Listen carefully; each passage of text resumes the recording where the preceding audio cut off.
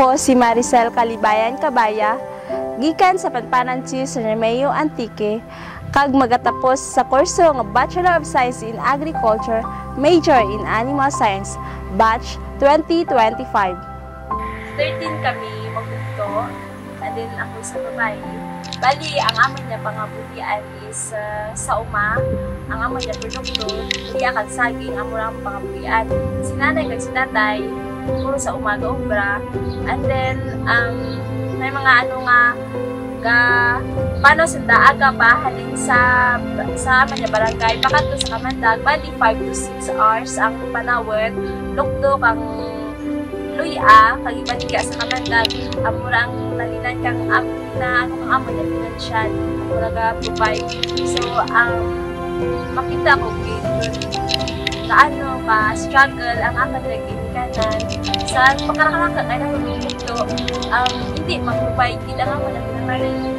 So, kaysa ay kami pagkaan, kaysa ang amay kinakain is mais kag Palawan, kag may mga times nga si nanay garap kag paray sa umakang tao para lang may bugas kami, para may nanay kami. So, nag-decide ako nga mag-working kahit hindi ko gusto mabadlayan sila. Kag nakita ko kung paano kabadlay ang amang sitwasyon. Kag makita ko sa kalibaynan ko nga, saan mismo nabadlayan man. Ang sa una man, nakainili pati kanini, hindi ko kailangan sa amon dito. Ang amon mga tigado lang kami, amon panabuhian, sa pananom lang kami kaluya, panuluto, tinalayo ang mga lugar, stamp ka eskwila ng kalagaan. Di ako man ko paninga, ginagura, maka-eskwila, ang pangita lang naman ko, pamakal-makal kami kaluya.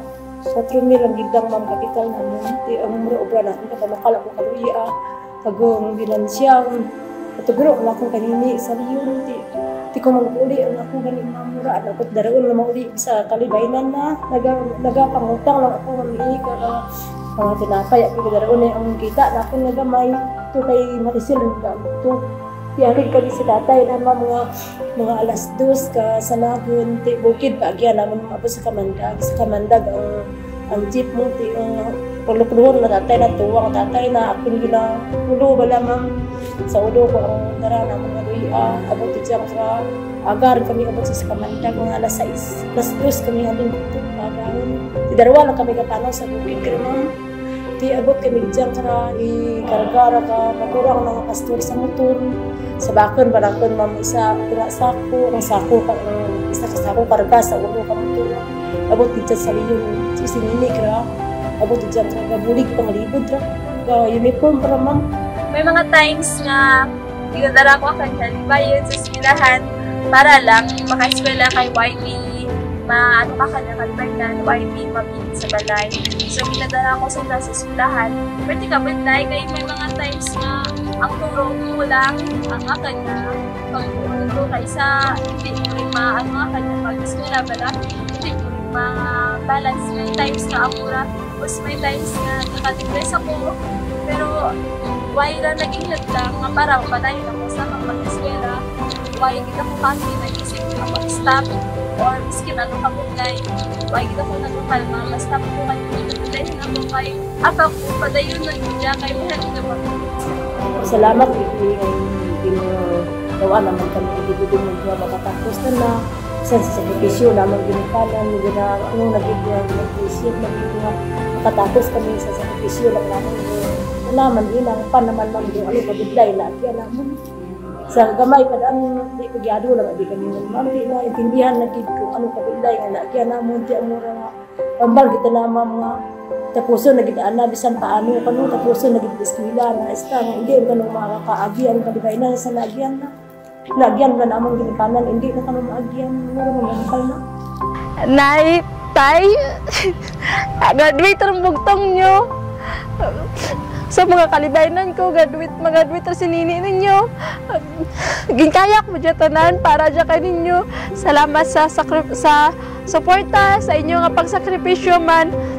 Ginkaya ko dyan, ang kabidlay, tanan niya challenges. Gintubang ko, ginkaya ko para nga nakatapos kay kamo ang naging inspirasyon ko. para kamo ang naging inspirasyon ko para nga makaabot kundi man ako kaya kamo ang naging gimbalaan ko kang strength kag gusto ko nga maging good example ako kaninyo sa mga kalibaynan ko. Sundon nyo sinini yung biskin bidlay nag-eskwela, biskin rayo ang lugar, why naging hadlang, why naging hadlang kung ano man kaimol kita basta may handem, may paraan gid.